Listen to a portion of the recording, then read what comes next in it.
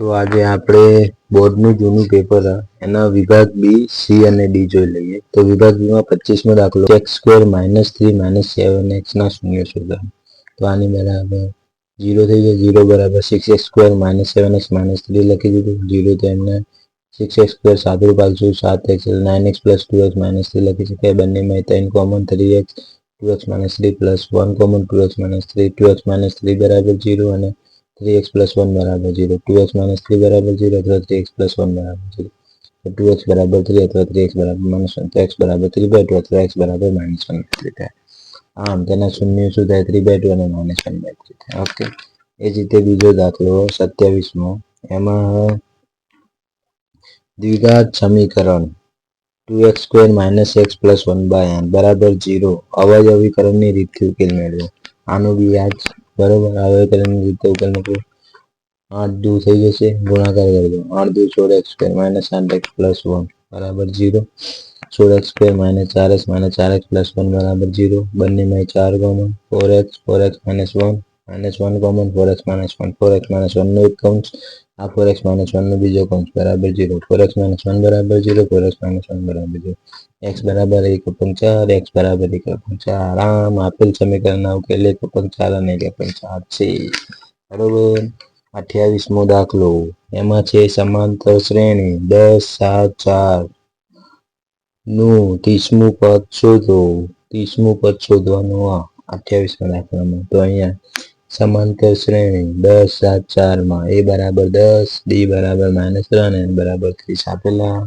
n નું સૂત્ર a + n - 1 * d a 30 10 + 30 - 1 - 3 30 માં 1 ગયા 29 -3 ના 3 આગળ 10 - 37 બરાબર -77. આમ સમાંતર શ્રેણી 10 7 4 નું 30મું પદ -77 છે. ઓકે, આગળ 29મો સમાંતર શ્રેણી 2 7 12 ના 10 પદો સુધીનો સરવાળો શોધો. 10 પદો સુધીનો સરવાળો શોધવાનો a બરાબર 2 b બરાબર 7 - b બરાબર 5 n બરાબર 10 અને hn શોધવાનું. hn બરાબર n/2 2a + n - 1 * b. Okay, h10 બરાબર 10/2 4 + 10 - 1 * 5 5 થઈ જશે. આનું સાદુરૂપ 49 × 5 245. ઓકે, આમ આપેલ સમાંતર શ્રેણીના પ્રથમ 10 પદોનો સરવાળો 245 થાય. આગળ દાખલા નંબર 30 એમાં બિંદુઓ વચ્ચેનું અંતર શોધવાનું. આ બે બિંદુઓ વચ્ચેનું અંતર શોધવાનું. તો ab - x2 ² + y1 - y2 ² લખી દીધો. -5 + 1 ² 7 - 10 ² 16 + 16 ના રૂપમાં 32 32 એટલે 4√2 થઈ જશે. ab આમ આપેલ બિંદુ વચ્ચેનું અંતર 4√2 છે.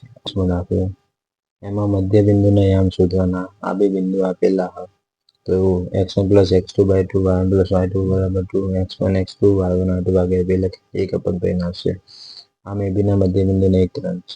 તો આગળ 33મો દાખલો 2 tan² 45 + cos² 30 - sin² 60 2m tan 45 1/2 + cos 30 √3/2 sin 60 3/2 લખી શકાય. 2 + 3 અને 4 સાદુરૂપ બંને જતા રહે તો 2 આવે. આગળ દાખલા નંબર 36 નળાકારની ત્રિજ્યા r 7 સેમી h 7 સેમી આલેલી છે. હાઈટ નળાકારનું ઘનફળ πr² h 22 π જગ્યાએ 22 / 7 r² 7 7 અને h 7. ઓકે, આગળ 22 × 1078 સેમી મૂક્યો. આમ આપેલા નળાકારનું ઘનફળ 1078 સેમી ક્યુબ થાય. 37મા દાખલામાં L બરાબર 40 f0 3 f1 7 f2 6 અને h 15 આપેલા. z શોધવાનું છે. બહુલકનું સૂત્ર L + f1 - f0 2f1 - f0 - f2 × h 40 + f1 7 f0 3 2 f1 7 f0 3 f2 6 × 15 40 + 7 ને 3 4 5 × 15 40 4 5 તારી 15 થાય એટલે 4 × 3 40 + 12 52 તો બહુલક 52 થાય. ઓકે, આગળ વિભાગ સી માં દાખલા નંબર 38 એ આદેશની રીતે શોધવાનું. પહેલું બીજું ઇક્વેશન આપેલું હોય તો બીજા ઇક્વેશનમાં x + 2y = 3 ને x કરતા બનાવીશું. 3 - 2y ઇક્વેશન નંબર 3 કરી દો. ઇક્વેશન નંબર 3 ને ઇક્વેશન નંબર 1 માં મૂકી દો એટલે આ x ની કિંમત y 1 માં મૂકી દઈશું. 7x - 15y = 2 7 એમના એક્સની જગ્યાએ આ કિંમત 3 - 2y -15y બરાબર 0. 7 તારી 21, 7 દુ 14y -15y બરાબર 0. 14 અને 15 -19 નું છાદરું પાડશું -19 બરાબર 2 - 21 થશે -19 y બરાબર માઇનસ પ્લસ થઈ જશે y બરાબર 29/29.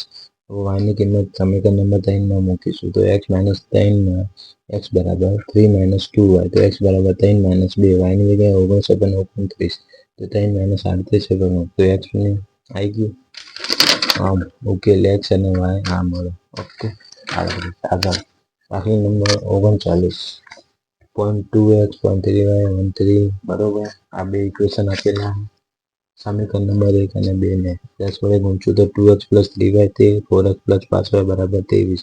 સમીકરણ નંબર 3 અને 4 સમીકરણ 3 ને 2 વડે ગુણશું આ સમીકરણ 3 ને 2 વડે 2 દુ 4x 3 દુ 6y 13 દુ 26. ઓકે આવી ગયું. હવે સમીકરણ 5 અને 4 લખી દઈશું 4x 6y 26 અને બાદ બાકી કરી દો માઇનસ આ તો જતા રહે 6 માં 5 ગયા તો 26 માં 23 ગયા તો 3 તો y 3 y ની કિંમત ઇક્વેશન 3 માં મૂકી દઈએ 2x 3y બરાબર 13 2x એમને પ્લસ 3 y ની જગ્યાએ 3 મૂકીશું તે સાદું પાડી દઈશું તો x બરાબર 4/2 x બરાબર 2 આવશે સામે ઉકેલ x 2 અને y 3 થાય. આગળના દાખલામાં a બરાબર -5 d બરાબર -3 l બરાબર -230 તો n બરાબર a + n - 1 મૂકી દઈએ n -230 a -5 n - 1 -3 ઓકે -225 થશે 230 આવે તો +5 આવશે બરાબર -3 એમના n - 1 225 ભાગ્યા 3 કરશે એટલે 75 n - 1 n બરાબર 75 + 1 n બરાબર 70 આવ્યા sn બરાબર n/2 a + n n શોધ્યો આપણે 76/2 એ આપણને આલેલો અને l 230 2 73 ભાગ્યા 2 કરશે એટલે 38 -232 8930 આમ માંગેલ સરવાળો 8930 થાય. આગળ 41મો દાખલો ધારો કે p અને q એ ab ના ત્રિભાગ બિંદુઓ છે તો ab બરાબર pq બરાબર qb લખી શકાય એટલે p એ ab નું વંજન ગુણોત્તરમાં વિભાજન કરો વિભાજનના સૂત્રનો ઉપયોગ કરીને p ના યામ લખી દીધા એટલે અહીંયા x ના નિયમ આવ્યા -1 0 આવ્યા. ઓકે આગળ એ જ રીતે q ના યામ x માટે અને y માટે લખીને સાદું પાડી દીધું 7 દુ 14 2 કા 2 2 + 1 2 + 1 4 દુ 8 -2 બરાબર 14 + 2 -2 2.5 -14 + 2 એટલે -12.5 6.5 4/2 આમ a અને b ને જોડતા રેખાખંડના ત્રિભાગ બિંદુના યામ 8. આગળ દાખલા નંબર 42 ધારો કે આપેલ બિંદુઓ a 5 - 2 b 6 4 અને c એ ત્રિકોણ abc ના શિરોબિંદુઓ છે ab x1 - x0 + y - y તો કરી દીધો સાદું પાડી દીધો બરોબર તો આવ્યો ab બરાબર √37 આવ્યા એ જ રીતે bc √37 આવ્યા ac નું સાદું કરવા 2 આવ્યા તો ત્રિકોણ abc માં ab બરાબર bc ≠ ac ત્યાં આ બંને સરખા બના સરખા એટલે સમજી બાજુ ત્રિકોણ તો આપશે. દાખલા નંબર 45 એમાં મહત્તમ આવૃત્તિ 61 છે તો એનો વર્ગ 61 અને 80 હોવાથી બહુલક આની વચ્ચે હોય. ઓકે આગળ l બરાબર 60 h બરાબર 20 f1 છે f0 52 f2 z નું સૂત્ર લખી દઈશું l + f1 - f0 તો f1 - f0 - f2 ગુણ્યા h l ની જગ્યાએ 60 f1 61 f0 52 2 m9 f1 61 - 5 આવે તો સાદું પાડશું 60 બરાબર 65 65 ઓકે ડન કર્ણમાં આયુષ્ય ને બહુલક 65 625 એમાં સમપ્રમાણતાનો મૂળભૂત પ્રમેય તો સૌથી પહેલા લખી દઈશું આગળ પક્ષ ત્રિકોણ abc ની બાજુ bc ને સમાંતર રેખા બાકીની બી બાજુને ab અને ac ને અનુક્રમે d અને e માં છેદે છે સાધ્ય જે સાબિત કરવાનું છે ad અપંગ bb ae અપંગ ec લખી દીધું આકૃતિ દોરી દીધી સાબિતી b તથા cd દોરો અને dm લંબ ac અને en લંબ ab દોરો ત્રિકોણ ad નું ક્ષેત્રફળ બરાબર 1/5 ગુણ્યા 1/5 ad અપંગ en એ જ રીતે ત્રિકોણ bd 1/5 ગુણ્યા 1/5 cb into en આગળ ત્રિકોણ 1/5 ગુણ્યા 1/5 adm DEC માં 1/5 ગુણ્યા 1/5 ECDM ત્રિકોણ AD નું ક્ષેત્રફળ ત્રિકોણ BD નું ક્ષેત્રફળ બરાબર બંને લખી દીધા 1/2 1/2 en en का AD अपन BD इक्वेशन नंबर 1 आई એ છે ત્રિકોણ AD અને DEC 1/2 1/2 કર DM કર ત્રિકોણ સમીકરણ નંબર બીજું આવ્યું. અને ત્રિકોણ BD અને DEC એક જ પાયા D અને BC સમાંતર DE ની જોડ વચ્ચે આવેલા ત્રિકોણો છે તો BD બરાબર DEC થાય. સમીકરણ નંબર 3 1 2 3 ઉપરથી AD DEC આવી ગયું બરોબર. 48મો દાખલો બરોબર. તો એમાં સૌથી પહેલા BR શોધવાનું. તો AP AQ અને BB ની કિંમત આલેલી. BR શોધવાનું. AP 1.5 AQ 3 APB અને તો BR આ બાજુ કર્યું 1 × 3 upon 1.5 BR બરાબર 2 છે. આગળ બિંદુ એ છે રેખાખંડ PQ પણ છે. PQ શોધવાનું. તો PA + AQ બરાબર PQ બરોબર. 1.5 તેને આપેલા બંનેનો સરવાળો 4.5 સેમી થશે. આ જ રીતે PR શોધવાનું. 1 + 2 આલેલા તો PR બરાબર 3 સેમી. ઓકે. PAB નું સમરૂપ ત્રિકોણ PQR છે. PAB સમરૂપ PQR થાય. આગળ 49મો દાખલો. ધારો કે પાર્થની હાલની ઉંમર x વર્ષ. તેથી પાર્થની 6 વર્ષ પહેલાની ઉંમર x - 6 વર્ષ અને પાર્થની 6 વર્ષ પછીની ઉંમર x + 6 વર્ષ બંનેનો ગુણાકાર આપેલો 288.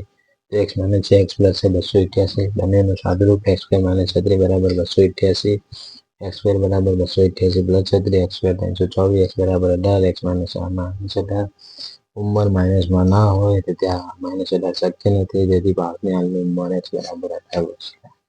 જવાબ 52.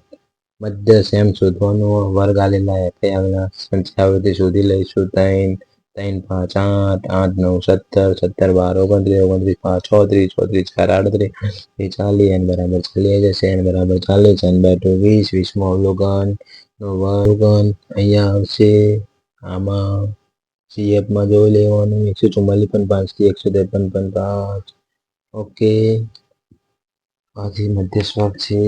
હવે L લખી દેવાનું. 144.5 CF 17 F 12 H 9 મધ્ય સેમ બરાબર L + n/2 CF F × H. L ની જગ્યાએ કિંમત મૂકી દો તો મધ્ય આવે 146.75. આ મધ્યની લંબાઈ થાય. ઓકે.